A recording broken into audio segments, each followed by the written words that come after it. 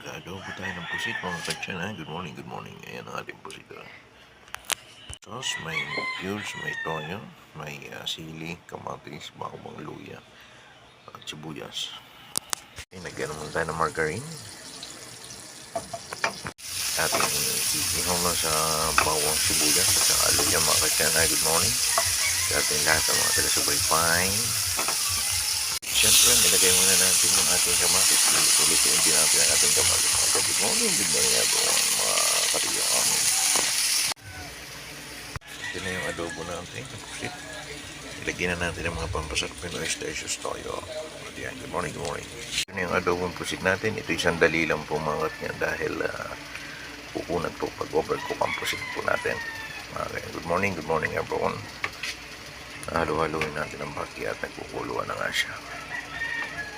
Ating adobong pusit at nagkukuluan. Mga sandali lang po lulutuin mga ilang na. Dahil pag nag-overcook yan ay magiging makunat po yan mga katiyan. Good morning everyone. Adobong pusit tayo mga katiyan, araw ng Martes. Ito na nga po mga katiyan, luto na yung adobong pusit natin. Good morning everyone. Adobong pusit, araw ng Martes. Taong 2025 at date ng 28. Ito po yung adobong pusit natin mga katiyan. Good morning.